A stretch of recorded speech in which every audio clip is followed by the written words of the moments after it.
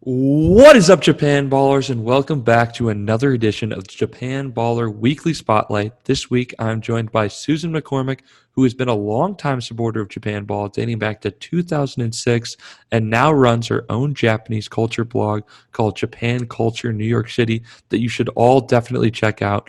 Susan, thank you so much for joining us. Thanks for having me, Andy. So, Susan, do you want to tell the Japan Ballers a little about yourself, what you do, where you're from, and what your favorite NPB team is? Ooh, okay. Well, my name is Susan McCormac. I grew up in North Carolina, but I've been living in New York City for 20 years. I am a freelance graphics operator for live televised sporting events. So what that means is I type all the player statistics and sponsored elements and that sort of thing that you see on your TV screen if you're watching a sporting event at home in your living room. And let's see, I've freelanced for the Yes Network, which broadcasts the Yankees games and the Nets games. And I also work for CBS doing studio shows, talk shows about NFL and college football and that sort of thing. Let's see, my favorite MPB team, that's difficult because I like them all, but I think I base things on where like the best food is and what the best atmosphere is. So for me, I think the best atmosphere is a Hanshin Tigers game, home game. My favorite stadium, though, is actually Mazda Zoom Zoom Stadium in Hiroshima. But they also have the best food. So maybe I'm leaning toward being a Carp fan, I guess.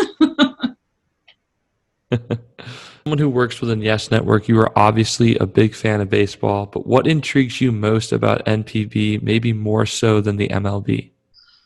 The fans. I think, even though I just talked about the crowd at a Yankee game, the fans of Japanese baseball just take it to the next level. They really pay attention. They know the players on their teams. I was just so struck by the chanting, the individual chants for each player, and the trumpets and the drums and the flags. It's just such an amazing thing to experience, for sure. So, as I said in the intro, you have your own Japanese culture website called Japan Culture New York City, which link I will drop in the video description. But what prompted you to create this website? I had blogged before just about just generic life and general things prior to starting the website.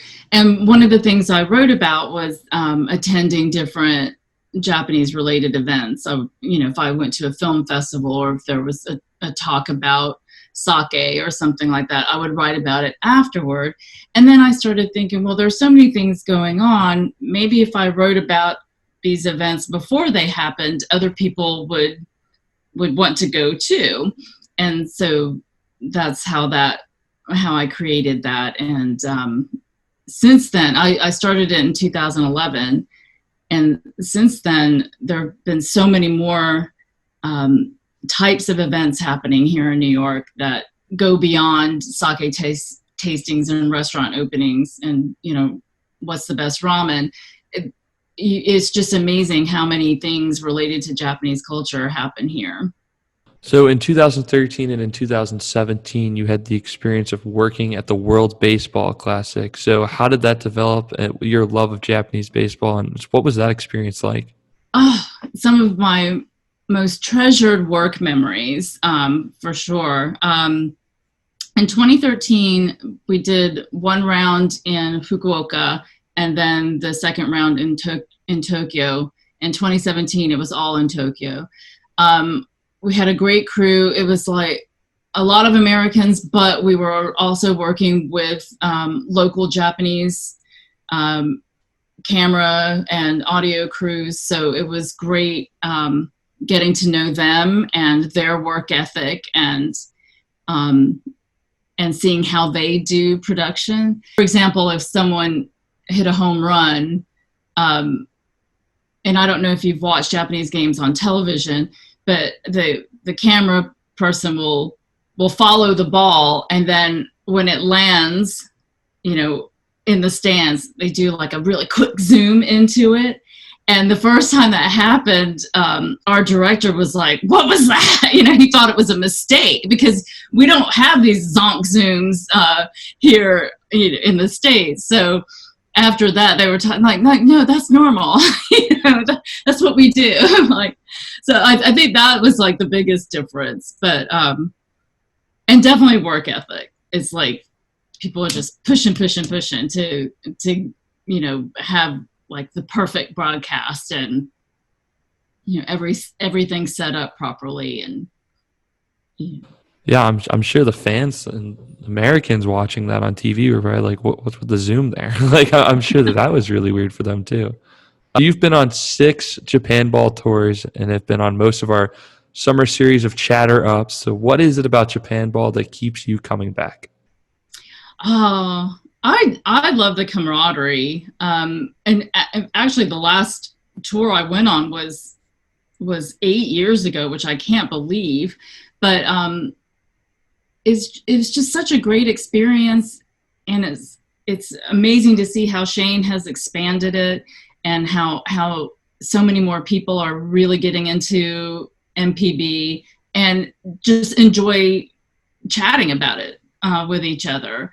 And that's a lot of fun. It's something that I don't think existed 8 years ago, 10 years ago.